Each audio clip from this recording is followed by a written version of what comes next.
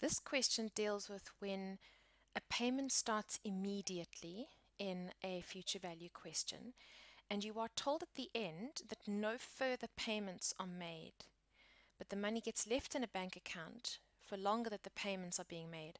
So I've tried to again handle two issues in this question. And what they are is this idea of the word immediately and how that impacts on how we deal with our N. And the other idea is no further payments. Okay, but now the money sits in the bank account, but we don't pay anything more into it. Right, so Bob decides to open a savings account for his son's future education savings account. Right, so definitely thinking FV at this point, but we will go through our checks and balances in a moment. On opening the account, so at the moment of opening the account, he immediately deposits 2,000 Rand into the account. Okay, so why is that a thing? Surely when you open a bank account, you put money into it?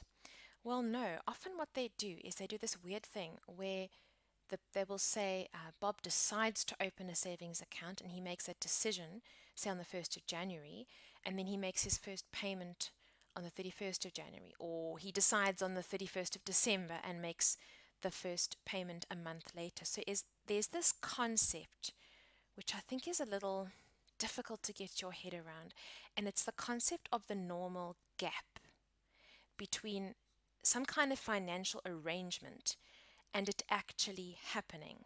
So something, I don't know if you're aware of this with cell phone contracts, but you open a cell phone contract and you only pay for it a month later.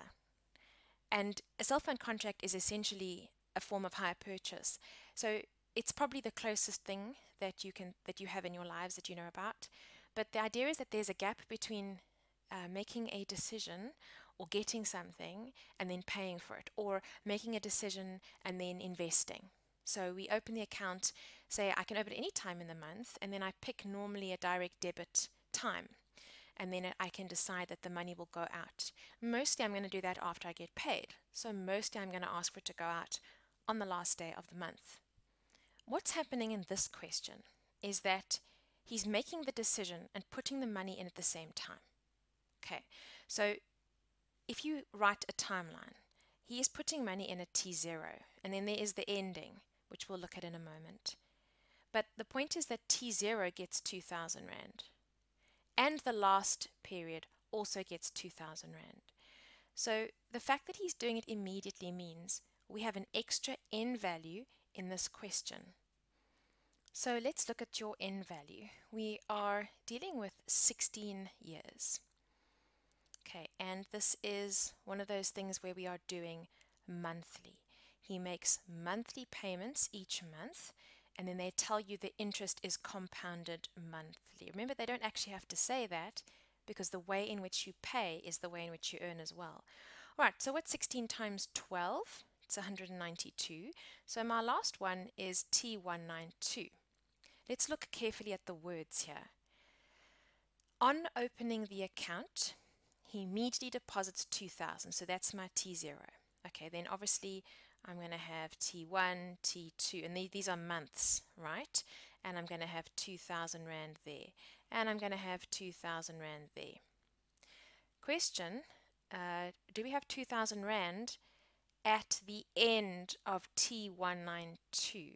Because essentially T0 is the beginning of the first month, and T1 is the end of the first month and simultaneously the beginning of the second month, right?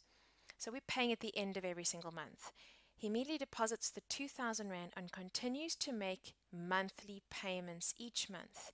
And what they're not saying is that it's at the end of the month. And I think that's what's frustrating, is that you're not told, but normal payments are at the end of the month. And I think it's this idea of normal gap, where unless you are actually in the financial industries, which most school children are not, you're not going to get that. So how would you know if this guy is now going to make monthly payments at the beginning of each month? So what if he does that? What if he goes and he puts 2,000 Rand in on the 1st of January, and then 2,000 1st of February, March, so on for 16 years, and then right at the end he doesn't do one at the end of the last month? Well, then they will use the words in advance, which is another example that I'm going to do. It's the next one.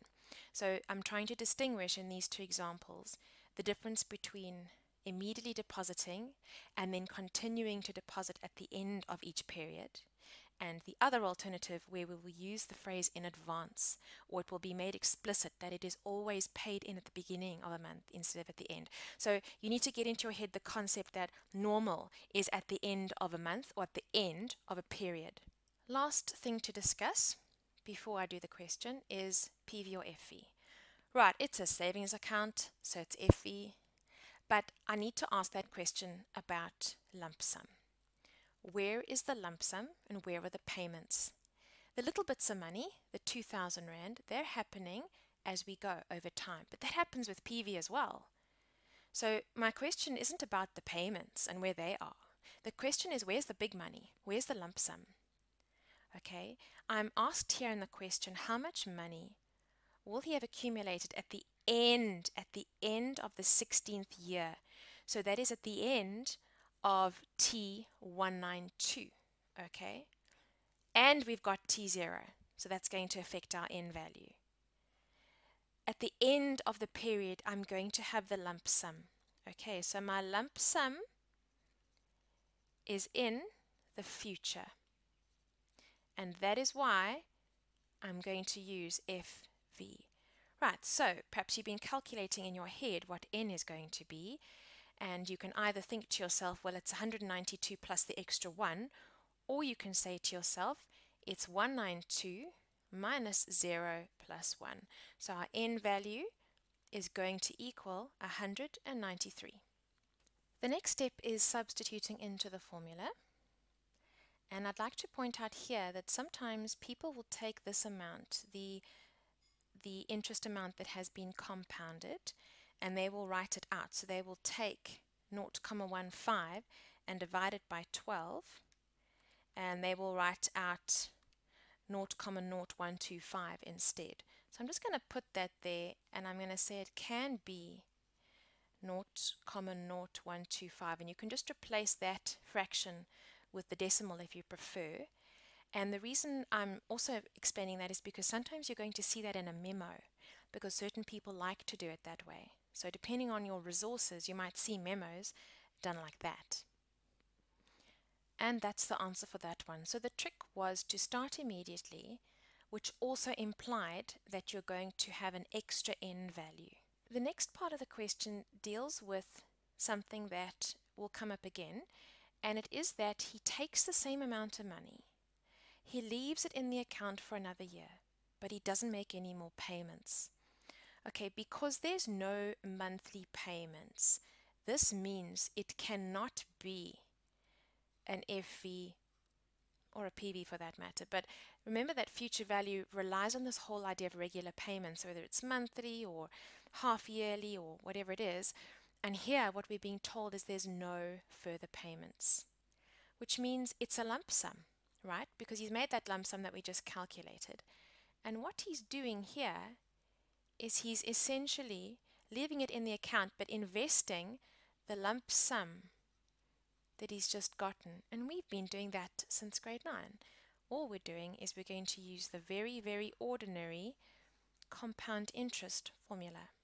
So I'm going to substitute the number I got, and I just want to point out that that actually didn't, it was rounded off already on the calculator.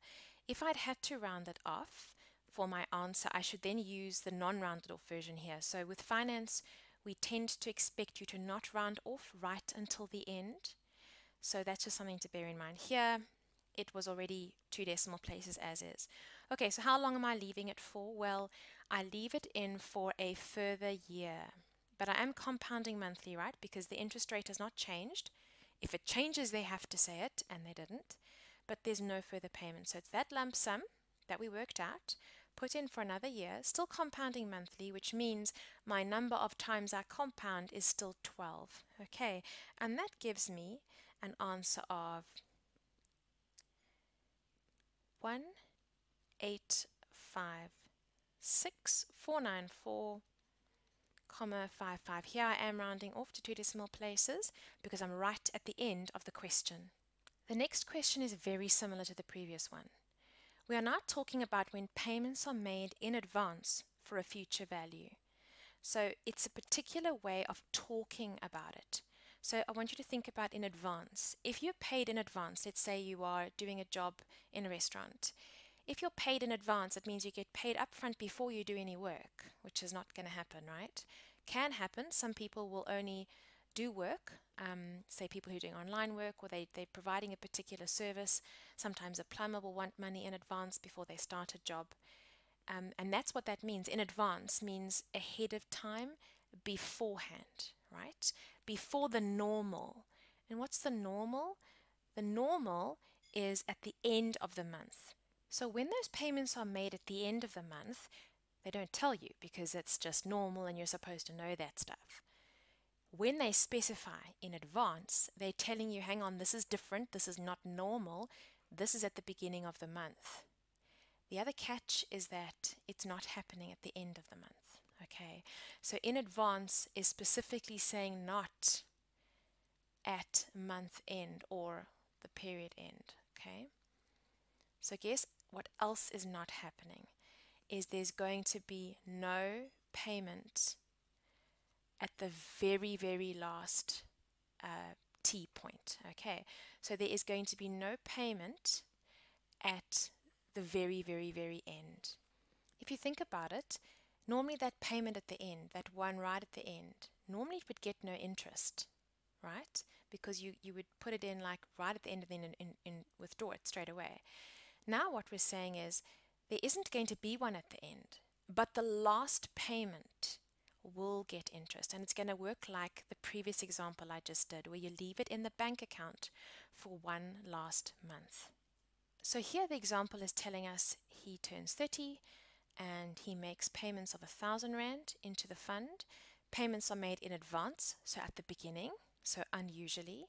Interest rate is that, compounded monthly, obviously because everything is monthly.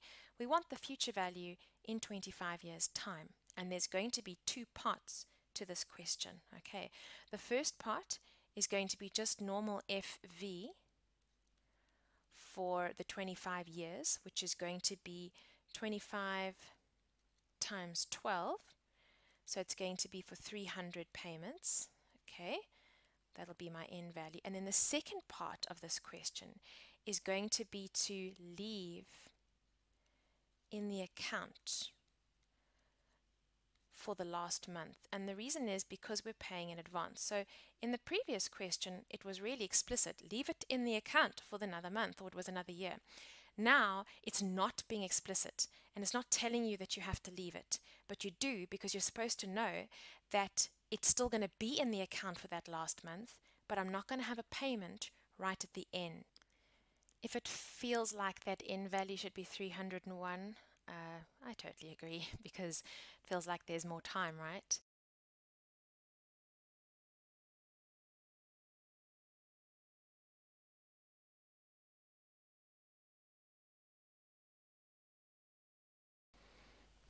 And that's the answer. You'll notice now I'm not rounding it off because I haven't finished the question. The question still requires me to put that amount into normal compound interest for one last month. Okay, so that's the last bit that I'm going to do. I'm going to put that entire amount as it is into a normal compound interest formula. And how long am I going to put it there? Remember that my payments were monthly. I'm doing it at the beginning of a month, and then the last part is I had to leave it in the account for the last month. So this is going in for one more month, okay, which gives me an answer not much more than what I started with. And then this final answer I am going to round off. It was 1,897,635, and then rounding off 09.